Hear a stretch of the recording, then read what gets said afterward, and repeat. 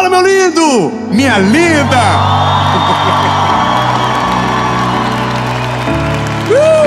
Chegamos no meio da série Sabedoria. E essa mensagem é uma das mensagens talvez mais difíceis de pregar, porque ela toca em um ponto muito sensível do nosso coraçãozinho. Eu quero muito que você fique comigo até o final, principalmente se você está passando por algo que você pode chamar de humilhação. Eu quero começar a mensagem, só vou te pedir um favor. Se inscreve no canal, bebê. Se você ainda não é inscrito, se inscreve, ativa o sininho. Isso, nós estamos chegando a quase 10 milhões. Quando chegar em 10 milhões, a gente vai levar um inscrito do nosso canal para Israel, para estar com a gente lá. Então, vai que é você, irmão. Como a gente vai fazer, não sei, só Jesus, nós vamos conseguir. Nós vamos levar. E é verdade. E tá faltando um pouquinho para 10 milhões agora. Tá faltando só uns 56 mil. E curte o vídeo, o YouTube manda para mais gente. Quando você curte, o YouTube entende, nossa, que mensagem boa, deve ser bom que esse menino tá falando. Aí manda para mais gente assiste, mais gente é abençoada, e o nome de Jesus é glorificado e mais pessoas conhecem o nome dele. Amém? Vamos pro vídeo.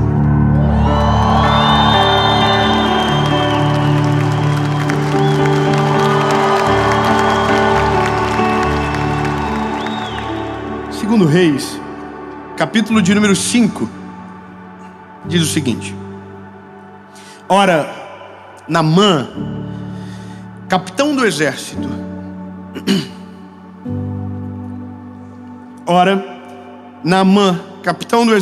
do rei da Síria, era um homem notável diante do seu senhor e honorável, porque através dele o Senhor havia concedido libertação à Síria. Ele também era um homem poderoso e valente, porém leproso. Vou continuar um pouquinho mais. E os sírios haviam saído em companhia e haviam trazido cativa da terra de Israel uma criança pequena, e ela era serva da esposa de Naamã. E ela disse à sua senhora: tomara que o meu senhor estivesse com um profeta que está em Samaria, porque ele o restauraria da sua lepra. E um entrou e contou ao seu senhor Naamã, dizendo assim, e disse que a criada era da terra de Israel, e que se ele fosse seria purificado da lepra. Bom, eu vou contar-lhes a história. Havia um homem que era general. Irmão, dentro de um exército, isso é o auge, o general de guerra. E ele era um general que, porventura, tinha histórias da sua valentia e de vitória. Através dele, a Síria havia sido liberta. Então, é um homem valente, um homem respeitado, veste roupa de general, é o general, mas por baixo daquela roupa tem um leproso escondido. E a lepra era uma doença letal naquela época. Era uma doença que o levaria à morte, e pior, era uma doença extremamente contagiosa. Ou seja, todo mundo que se aproximava de Naamã, sem saber o que ele tinha, de uma certa forma, corria um grande risco de contrair a sua doença. E eu imagino que essa história tem vários efeitos colaterais que não estão aqui. Porque ele era general, ele permanecia general, mas por dentro, por trás dessa roupa de general, havia um homem doente, um leproso. Só que a lepra colocava o leproso numa circunstância de muita humilhação, porque ele era retirado da cidade. Ele ficava aos arredores junto com os leprosos, nos chamados leprosários, pessoas que eram afastadas das suas comunidades para ficar no lugar onde ela iria morrer. E esse era o final. Então a pessoa saía da onde estava para ficar naquele leprosário, e ali era o último endereço dela, porque provavelmente morreria ali. Não havia cura. E essa é a questão. O nosso menino Naamã, ele está o que a gente chama entre a cruz e o punhal. Ele pode fingir que nada está acontecendo e permanecer sendo general. Qual é o risco? Morrer e contaminar muita gente. Ou ele pode tentar uma segunda via, que é reconhecer que está doente, abrir mão do cargo de general para buscar a cura. E aqui é o dilema do Naamã. Aí Naamã tinha uma serva que havia vindo de Samaria, uma menina. E essa menina, porque era próxima, sabia da doença do seu senhor, e disse para a mulher dele, para a mulher de Naamã: olha, existe um profeta chamado... Estamos num tempo anterior. Qual era o nome do profeta?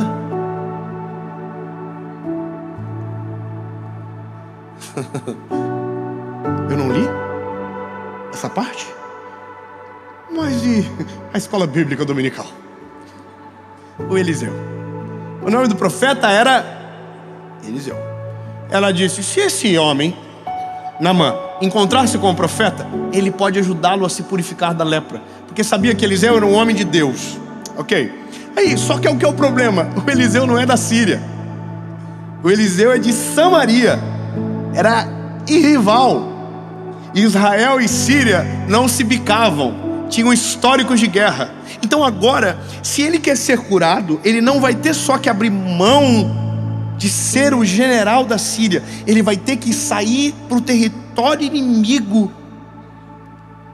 Olha que loucura. Isso é o que a gente chama de downgrade total na vida. Você vai abrir mão do seu cargo e você vai descer. Você vai sair do seu lugar de conforto para um lugar hostil. E isso é humilhação. E a humilhação não começa só quando ele abre mão de ser general. É quando o general fica doente. Porque a gente pensa, meu lindo, que a gente é intocável até um dia que algo nos toca. A gente pensa que é um super-herói até um dia que descobre que não somos. Sabe, a gente tem um benefício nessa geração. A gente aprendeu a reconhecer fragilidade como a geração anterior não tinha coragem de fazer. Eu sou de um tempo, eu sou bem sincero, que as pregações que eu ouvia me faziam me sentir um lixo. E não porque a palavra era forte, mas porque o pregador era herói. Então o pregador herói faz a gente se sentir ruim, porque a gente diz: isso eu não consigo. E se eu não consigo, eu não tenho nem como tentar. Porque eu ouvia sobre oração, e quem falava dizia que orava dia e noite. E eu, como que eu consigo isso? Eu ouvia a pregação de pessoas que contavam histórias tão difíceis de viver, que eu confesso que pensava: eu não nasci para esse negócio de ser crente, não. Eu sou sincero, os pregadores não se encontravam na mensagem, eles estavam para além dela. Eram super-homens. Então quando eu comecei a pregar, a primeira coisa que eu tive que aprender a absorver era um tempo novo, aonde eu me incluo na mensagem, aonde eu digo que sofro do mesmo problema, aonde digo que sou alvo das mesmas lutas e das mesmas batalhas e frustrações. Então entenda, é difícil admitir doença quando você pensa que é um super-herói. Naamã tinha tudo, porém era leproso. Esse é o primeiro momento da frustração ou da humilhação da vida dele. Um homem com tanta história, de repente ficar fragilizado. Eu sempre dou um conselho para pessoas que me cercam: vá a um hospital. Vá a um hospital, faça uma visita, e você vai ver o que é o ser humano. O ser humano é a pessoa mais frágil que existe. Lindo, uma bactéria minúscula, microscópica entra no teu corpo e vai para o lugar errado e mata você. A gente é muito frágil. Veja, reconhecer isso é importante, mas não é só aqui que começa. O problema é, Naamã quer ser curado, então agora ele vai ter que ir para o território inimigo. O que ele faz? Vai até o rei da Síria e diz: olha, eu tenho uma doença e eu preciso ser curado, e só tem uma forma: eu preciso ir para Israel. Será que o Senhor não poderia escrever uma carta de recomendação dizendo que eu não estou indo para guerrear, que eu não estou indo de maneira afrontosa, mas eu estou indo de maneira humilhada, porque eu quero ser curado? Uau! O rei escreveu a carta e ele chegou em Samaria. E quando ele chegou em Samaria, a Bíblia diz que ele pediu para se encontrar com o profeta. Aí foram para o profeta, disseram: olha, tem um homem muito importante vindo da Síria, um general de guerra chamado Naamã, e ele quer vê-lo. Aí o profeta diz: pois eu não quero receber ele.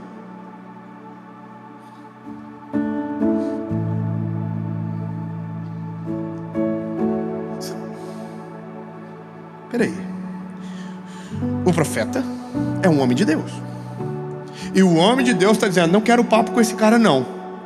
Aí o que a gente pensa de cara? Meio duvidoso esse profeta. Mas se o profeta for o resultado, perdão, ou o remédio que ele precisa antes da cura? Vou ser bem claro para você: a forma mais poderosa de o ser humano salvar o homem é quando o nosso ego está ferido. A forma mais incrível e mais fácil de Deus nos acessar é quando a gente está fragilizado. Isso lindo, não tem como falar o contrário. O ser humano, quando está com dor, vira uma florzinha. Quando a gente está bem, a gente: não preciso nada, não preciso de nada, não preciso de Jesus. Eu o quê? Eu sou cara, eu sou uma máquina de vencer. Aí você fica doente, você fala: Jesus, eu me tenho de morrer agora, Senhor. Irmão, todo corajoso, quando o avião bate no céu numa turbulência, fica evangélico na hora. Irmão, qualquer pessoa, o avião começou a tremer, já fica assim. Pode observar, porque o ser humano, quando está fragilizado, abre a guarda. Você entende? O profeta está colocando o negócio para pior, para a vida do tal do Naamã, irmão. Porque daí, eu vou ler que é melhor. Eu vou ler o que o profeta diz, porque porque parece que é tão doido que ó, quando a carta do rei chegou, que ele rasgou as suas vestes, disse: sou eu Deus para... Peraí.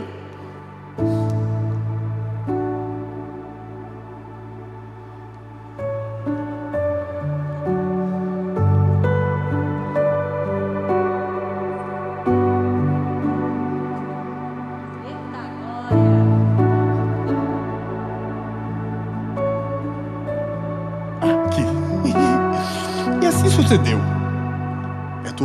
Eu pulei toda a história da carta. Tá muita coisa escrita na carta. E veio oferta, veio o talento, e uma carta dizendo: olha, ele se humilhou, rasgou a veste, contando todo o processo de humilhação dele.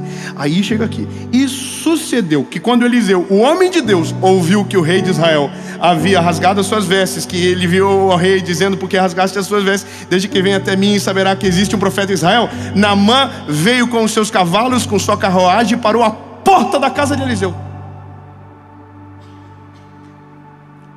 Eliseu não recebeu. Você está na porta da casa do homem: ele vai me curar, eu vou poder. Aí, irmão, ele não deixa entrar, ele não recebe. Aí a Bíblia vai dizer: então a serva falou para Naamã o que ele teria que fazer: mergulhar 7 vezes no Rio Jordão. Qual era o problema? O rio era sujo. A parte do Jordão, aonde é a geografia de Eliseu, era suja. Se você um dia for a Israel, você vai ver, existem partes do Jordão que são potáveis, que dá para você tomar da água. Existem partes que são sujas. E outra, ele é um homem da Síria. Agora o que o profeta está dizendo é: você quer beber? Então desce no Jordão e mergulha 7 vezes. Mergulha uma vez, sai, entra. Mergulha de novo, sai, entra. E isso é humilhante. E eu poderia parar por aqui, deixar até ele sem cura, porque às vezes na nossa vida é isso que a gente merece, sabe? A gente provoca tanto, a gente incomoda tanto nessa vida. Seja sincero, lindo, eu não sei você, mas eu tenho a consciência de que não merecia o que Jesus fez por mim. Eu tenho a noção de que não plantei o suficiente para viver o que Deus está fazendo na minha história. Eu não mereço. E isso é quando o nosso orgulho é massacrado pela misericórdia. Quando a misericórdia de Deus se aperfeiçoa em nós, o nosso orgulho é suprimido. Porque eu não posso dizer que eu sou o segredo, que eu sou a causa, que eu sou a razão. Porque tudo que vivo é a favor e misericórdia do Senhor. E é por isso que Deus permite você ser humilhado. E aqui eu começo uma crise. Não é você que quis. Não. É que Deus permite. É teologia difícil, irmão, de falar, mas é verdade. Deus deixa a gente se quebrar. Deus deixa a gente passar problema. Porque isso é que um bom pai faz para ver o filho amadurecer. Deixa ele viver problemas. Porque senão a gente não amadurece. As humilhações da vida são especialistas em treinar o coração altivo de um homem. Os problemas que a gente enfrenta são especialistas em moer a nosso ego, em colocar a gente prostrado na presença de Jesus. Eu nem gosto muito disso, porque me parece que está tendo um ar de ameaça. Não é ameaça, é porque quanto antes a gente reconhece fragilidade, mais rápido encontramos a misericórdia. Quanto antes encontramos a resposta da nossa alma em dizer que não somos nada sem o Senhor, antes somos alcançados pelo favor dele. Qual é o problema? A gente é muito difícil de reconhecer. É difícil deixar de ser general. É difícil de abrir mão da nossa roupa. É difícil de abrir mão da autoridade que estamos revestidos. É difícil de abrir mão da nossa história. E é isso, quando Deus entra, Ele exige de nós, e isso é natureza de Deus, que a gente abra mão de controle, que a gente reconheça quem nós somos. Porque a graça de Jesus, ela é a graça de não merecermos, mas se aperfeiçoa quando reconhecemos isso. Lindo, a chave disso aqui é: quanto mais tempo você demora para se render, mais difícil fica. Quanto mais tempo você demora para reconhecer quem você é, mais difícil a sua vida se torna. E não é porque Deus deixa pior, é porque a vida se encarrega disso. A vida é profissional em encurralar orgulhosos. A vida, quando eu digo, é a vida, o contexto. Quem é orgulhoso não ouve conselho. Pronto.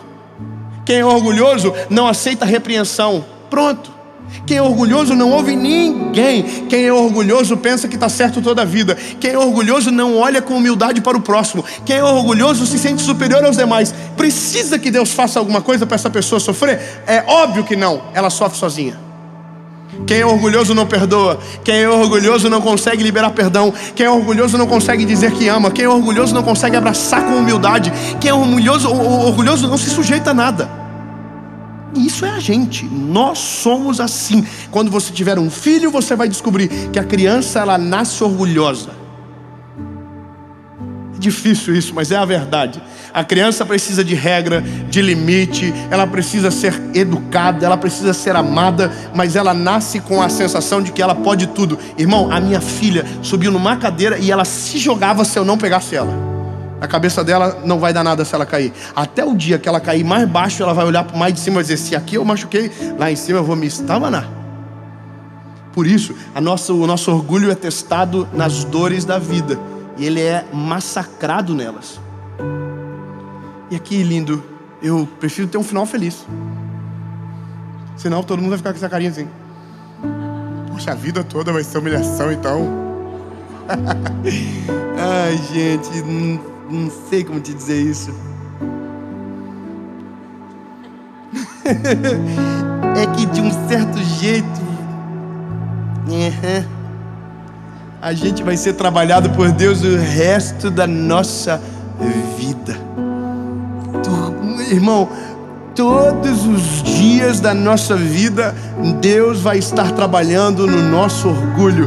Porque o maior inimigo do ser humano não é o diabo. O maior inimigo do ser humano não é o invejoso. O maior inimigo do ser humano não é o maldizente. O maior inimigo do ser humano é ele mesmo, o orgulho. O orgulho tem a capacidade de nos destruir, tem a capacidade de nos afastar de Deus, tem a capacidade de fazer a gente perder tudo, tendo tudo para ser feliz e viver bem. Por isso, se tiver algo que precisa ser vencido e rápido, é você com você. Matar o orgulho, tirar o orgulho da história, ser humilde, reconhecer o quanto precisa, porque é dessa maneira que Deus age. Naamã só entrou no caminho da cura quando abriu mão da roupa de general. Quando ele sai de lá, ele já está sendo curado e não está vendo. Ele já está vivendo o milagre e ainda não soube. Então quando ele chega na casa do profeta, ele já está vivendo o milagre e ainda não sabe. Só que a Bíblia diz que quando ele entra no Jordão e quando ele sai pela 7ª vez, ele está completamente curado. Você pode dar uma glória a Deus, porque tira um pouco o peso agora. Ele está completamente curado. Aleluia!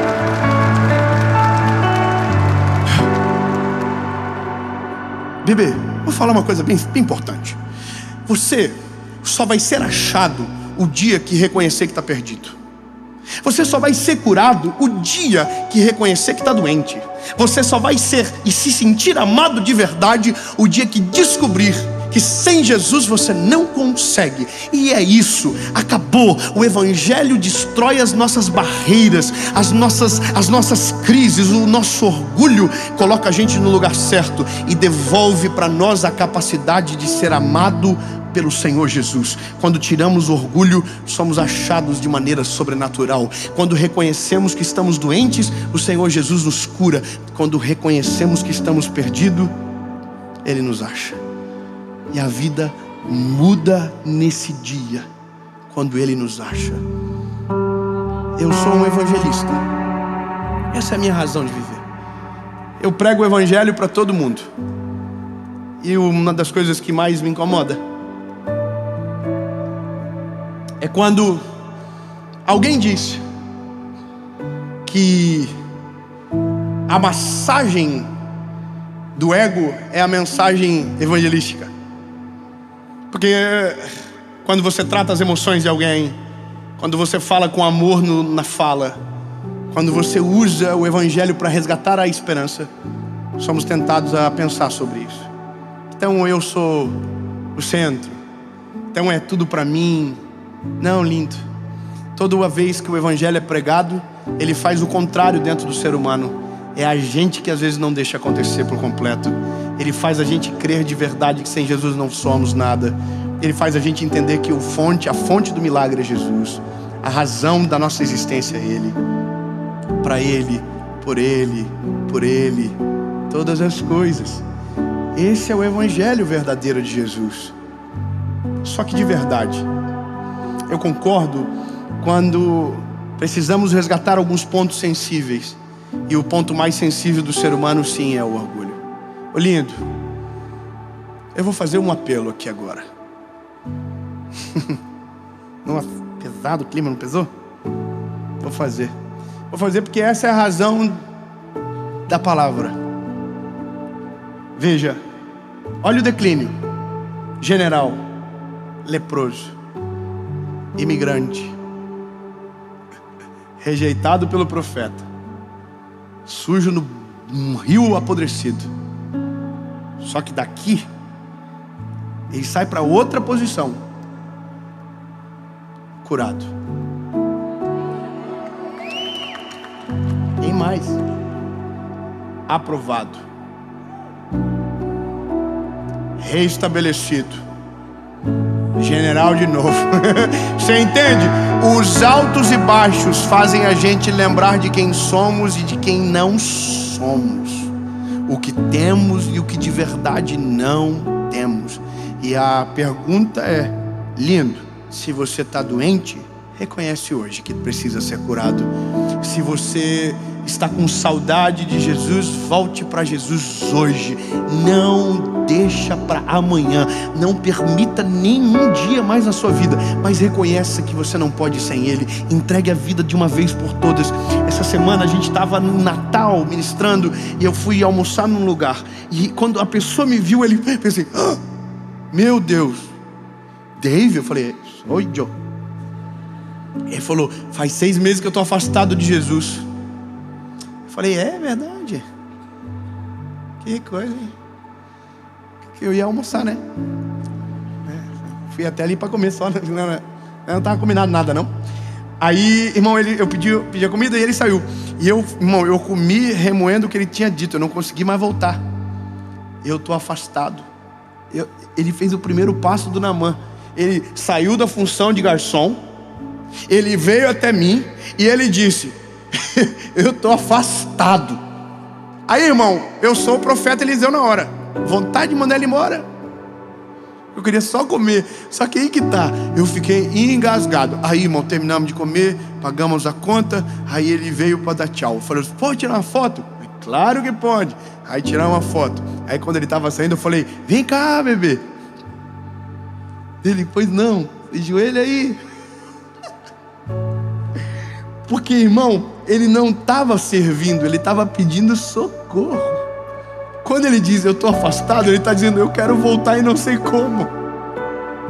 Quando ele diz, eu estou longe, é porque ele quer voltar e não sabe como fazer. Eu falei, vem cá, lindo, quer voltar para Jesus? Quero. Joelho agora, nós vamos orar agora, no meio da praia, não importa o lugar. Volta, vamos orar agora. Aí, irmão, ele dobrou o joelhinho. E eu comecei, repete comigo. Ele, Senhor Jesus, te reconheço como meu Salvador. Perdoa os meus pecados, apaga o meu passado, escreve meu nome no livro da vida. Eu nunca mais serei o mesmo. Em nome de Jesus, amém. Voltou a ser garçom. Mas agora o nome dele está escrito no livro da vida. A alma está sendo restaurada e o espírito foi recuperado imediatamente. Irmão, não precisou 7 vezes mergulhar, mas se você precisar, Deus vai fazer. Melhor reconhecer logo, bebê. Não estou ameaçando não, tá? Mas não precisa esperar a doença para reconhecer que Jesus é a cura. Não precisa de dor para reconhecer que você precisa dele. É só você reconhecer que mais importante do que a roupa que você veste é o Deus que guarda o teu coração. Que mais importante do que quem você é quem Ele é e o que Ele fez por você. O nosso orgulho, quando quebrado, revela de nós a melhor parte. O lado que depende de Jesus de maneira completa. A humilhação é a melhor escola da vida do homem. A humilhação retira da gente o que é a essência. É o que recupera a nossa humanidade. É o que faz a gente olhar pra gente e dizer quem somos de maneira nua e crua. Eu sei do que eu estou falando para você, porque já passei pela humilhação. E não foi no ministério, foi na minha vida mesmo. Mas essa história a gente deixa para outro dia, porque hoje você pode acelerar todo esse processo com uma oração. Jesus não precisa de tempo difícil para reconhecer que o Senhor acalma a tempestade. Não precisa de dor para reconhecer que o Senhor é a cura. Não precisa de crise para saber que o Senhor é a solução. Hoje eu reconheço, Tu és o meu Deus e o meu Salvador, e eu não sou nada sem o Senhor. Se você precisar voltar para Jesus, volte hoje. Se você precisar entregar a sua vida para Jesus, entregue hoje. Olha que loucura, você consegue entregar para Jesus de graça, mas você vai ter que reconhecer que foi o teu pecado que colocou Ele na cruz. É difícil, né? Porque a gente diz, nossa, sou bom nada, ruim. Você é ruim. Fala para o irmãozinho do lado, fala, você é ruim. Fala para a esposa, está baseado na palavra. Pode falar, tá vendo? Estou falando, é Jesus. É isso. Eu vou fazer a pergunta. Se a sua decisão for sim, você vai levantar a mão. Olha que incrível. Mexe no orgulho, trabalha no nosso orgulho. Mas sabe qual que é a loucura? Para tomar decisão não tem que ficar bom. Não tem que melhorar na hora. Me explica melhor. É que a gente diz, o dia que eu for bom, eu faço. Você nunca vai ser. Então, é reconhecer que você precisa de Jesus até para melhorar. Preciso de Jesus até para amar. Eu preciso de Jesus até para perdoar. Eu preciso de Jesus para tudo. Amém? Eu vou perguntar. Se você quer tomar essa decisão, você vai levantar sua mãozinha. 1, 2, 3.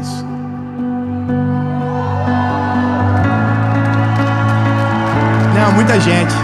Não. Muita gente ruim no ambiente. Não, alguém entendeu errado. Alguém entendeu Black Friday.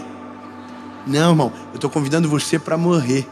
O evangelho é não vivo mais eu, Cristo vive em mim. As coisas velhas se passaram e eis que tudo se fez novo.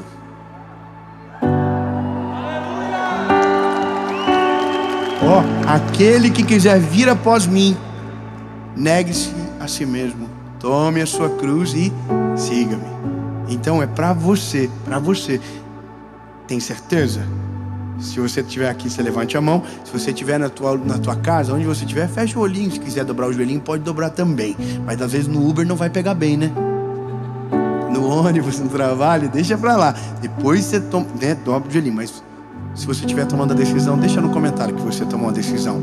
A gente quer orar por você e quer te ajudar a continuar a caminhar. Aqui, você vai levantar a mão. Tem certeza? Eu vou perguntar de novo, tá? Double check. Prova real. Nós não estava combinado de ter tanta gente ruim junto. 1, 2, 3.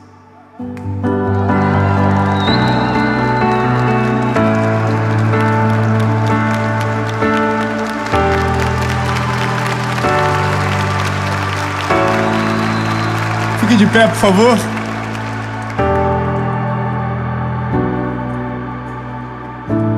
Se tiver alguém perto de você que está tomando essa decisão e você a conhece, ama ela, dê um beijo nela, dê um abraço nela.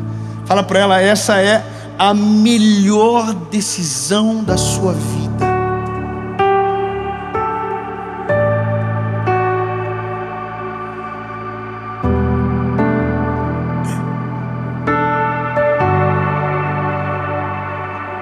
Você não tem ninguém para te abraçar aí, né, lindo? Sinta-se abraçado agora pelo Divino. Somos tudo igual, precisamos de Jesus da mesma forma. Que bom que você entendeu. Que bom que você aproveitou a fase ruim, as coisas difíceis da caminhada para tomar a melhor decisão da sua vida.